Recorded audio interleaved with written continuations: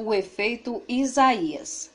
Manuscrito escondido por 2000 anos revela o segredo do poder humano. Reconheçam o que é visível e o que está oculto ficará claro. Greg Braden. A matriz divina é a rede de energia que conecta ao nosso universo, constituída por uma rede de filamentos muito semelhantes àqueles presentes no nosso cérebro. Em 1944, Max Planck, o pai da teoria quântica, chocou o mundo quando disse que existe um lugar que é pura energia, onde todas as coisas têm início e simplesmente é. Segundo o pesquisador Greg Braden, que há mais de 20 anos se dedica a estes estudos, recentes descobertas destacam a evidência de que existe realmente essa matriz de Planck, e é a matriz divina. Planck afirma que esta matriz é a origem das estrelas, das rochas, do DNA, da vida e de tudo que existe. Microscopicamente não há nada natural, tudo é vibração, tudo é feito de energia condensada. Vivemos em um universo de vibrações e nossos corpos são constituídos de vibrações de energia que nós emanamos constantemente. A ciência já provou, através da física quântica, que estamos todos conectados através de nossa vibração. Experimentações científicas demonstraram que nosso DNA muda com as frequências produzidas pelos nossos sentimentos e emoções, ou seja, vibrações. Isso ilustra uma nova forma de energia que conecta toda a criação.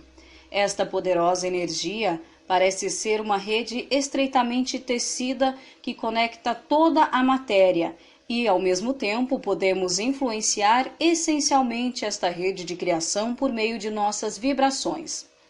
Os experimentos comprovaram também que as frequências energéticas mais altas, que são as do amor, impactam no ambiente de uma forma material, produzindo transformações não só em nosso DNA, mas no ambiente em que nos cerca. Isto tem um profundo significado. Possuímos muito mais poder do que imaginamos. Todos nós já ouvimos falar desse poder que possuímos, principalmente através da Bíblia, mas essa afirmação quase nunca passou de citações que entusiasmavam, mas não convenciam. Que poder é esse e por que só agora chegou ao nosso conhecimento? Tudo começou com a descoberta de um antigo manuscrito, o Grande Código Isaías, e outros textos essênios, nas cavernas de Qumran, no Mar Morto, em 1946. Atribuído ao profeta Isaías, parece ter sido escrito há mais de 2000 anos e descreve tudo aquilo que a ciência quântica começou a compreender só há poucos anos atrás, ou seja, a existência de muitos futuros possíveis para cada momento de nossas vidas, e que na maioria das vezes escolhemos inconscientemente. Cada um desses futuros encontra-se em estado de repouso, esperando ser despertado com as nossas decisões feitas no presente. O Código Isaías descreve com precisão essas possibilidades, numa linguagem que só agora começamos a entender. Isaías descreve a ciência que nos ensina como escolher o tipo de futuro que queremos experimentar. A partir da declaração do manuscrito, com exemplos simples e claros, Greg Braden nos refere que existe uma tecnologia muito usada nos tempos antigos, que foi dispersa no IV século, como resultado do desaparecimento e destruição de livros raros ou relegados às escolas de mistérios, mas que agora, após a descoberta dos manuscritos do Mar Morto, estão reaparecendo. É uma tecnologia muito simples, conhecida universalmente com o nome de oração. Aplicando corretamente é possível obter coisas extraordinárias, além da imaginação humana. Mas claro, quem não sabe disso?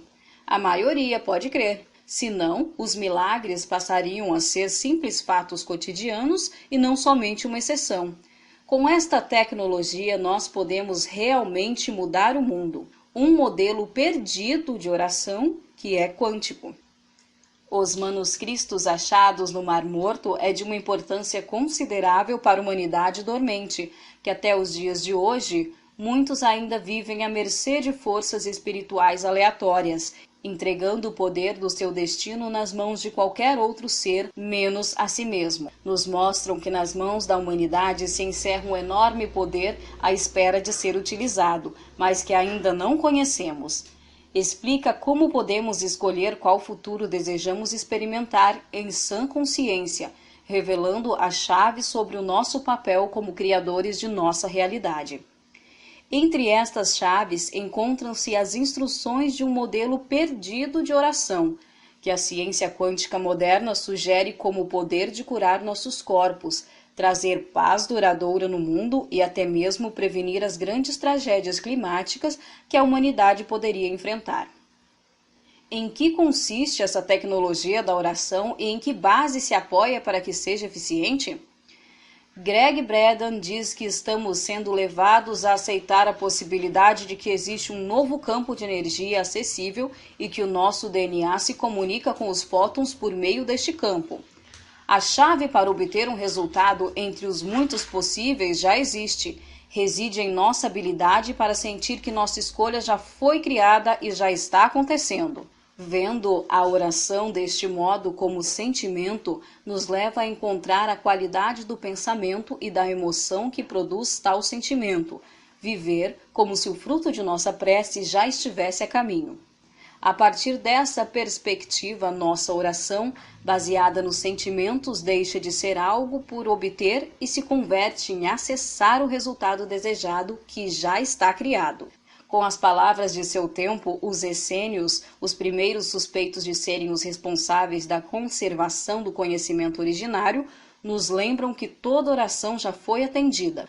Qualquer resultado que possamos imaginar e cada possibilidade que sejamos capazes de conceber é um aspecto de criação que já foi criado e existe no presente em um estado adormecido de possibilidades. Dessa forma, o futuro não é deterministicamente estabelecido, mas pode ser também alterado. Os essênios tinham uma visão holística da vida e justamente por isso consideravam os desequilíbrios da Terra como um espelho dos desequilíbrios do corpo físico do homem. Mesmo as catástrofes naturais, as mudanças climáticas, são espelhos de grandes mudanças que estão ocorrendo na consciência humana. Hugh Everett III, um físico da Universidade de Princeton, estudou a possibilidade de universos paralelos chamados de ponto de escolha, o momento em que se pode sobrepor um efeito sobre o outro no decorrer de um evento. O ponto de escolha é a possibilidade da abertura de um vácuo, de uma ponte que permite mudar o caminho, passando para outro resultado que se encontra em outro caminho paralelo. Em síntese, é algo que nos permite dar um salto quântico de uma sequência de efeitos já experimentada a uma nova sequência com um êxito diferente. É como se a mesma história fosse escrita, prevendo finais diferentes. Em um certo ponto, nos encontramos em uma bifurcação que nos permite obter um resultado ao invés de outro. Por exemplo, se eu passo por um corredor, posso escolher de entrar nas salas que estão à direita ou à esquerda, mas só no final do corredor posso sair e mudar de rumo e encontrar uma encruzilhada. A nova física admite que a experiência, ou mesmo a mera observação do cientista, modifica a realidade. Isso nos leva a crer que se hoje, em nosso presente, formos capazes de introduzir uma pequena alteração, podemos então escapar do efeito das profecias negativas, como já aconteceu, como resultado de uma concentração da energia do pensamento coletivo. Usando o pensamento, sentimento e emoção unidos em nossa oração, podemos atrair os pontos de escolha e mudar os resultados previstos. Tudo isso, no fundo, nos leva à conclusão de que há uma profunda ligação entre os nossos pensamentos coletivos, nossos sentimentos e nossas expectativas e a realidade externa. Esta forma de pensar era inerente à visão de vida dos essênios, como se revela nos escritos dos essênios de 2.500 anos atrás, os quais refletem a ideia de que os eventos externos são o reflexo de nossas mais profundas crenças internas.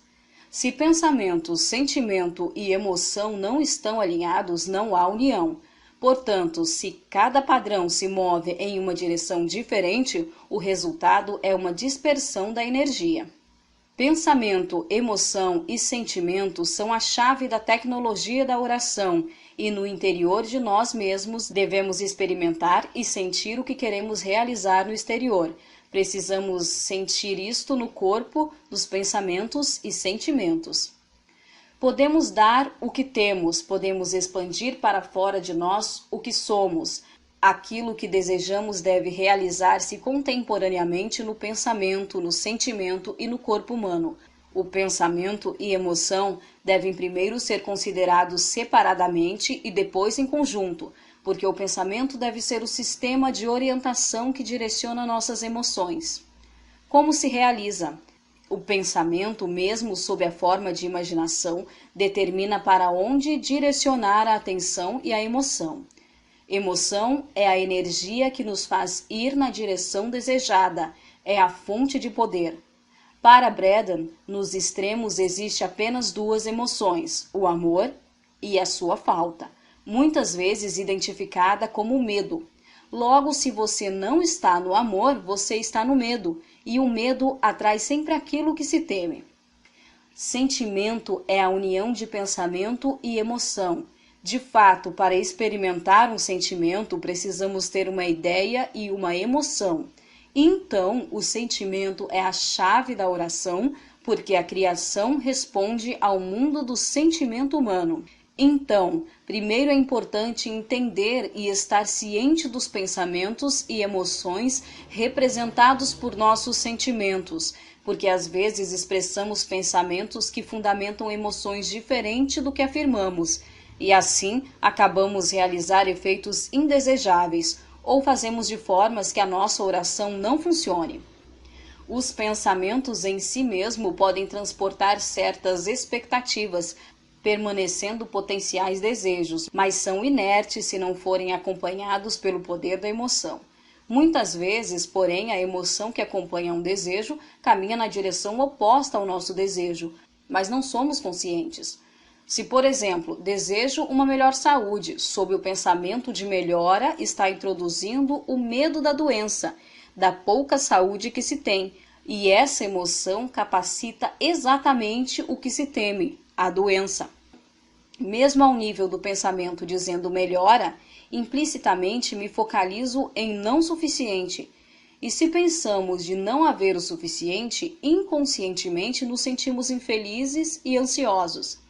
Lembremo-nos das palavras do Evangelho. Quem quiser, pois, salvar a sua vida, perdê-la-á.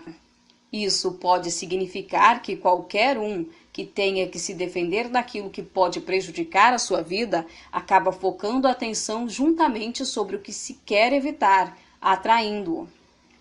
Braden diz que nós mergulhamos na possibilidade da criação, um sentimento em forma de imagem, que é a parte da energia suficiente para desenvolver uma nova possibilidade. A chave desse sistema, no entanto, é que a criação restitui exatamente o que nossa imagem mostrou. A imagem mostra a sopa de criação, aonde colocamos a nossa atenção. A emoção que ligamos à imagem atrai a possibilidade da manifestação dessa imagem.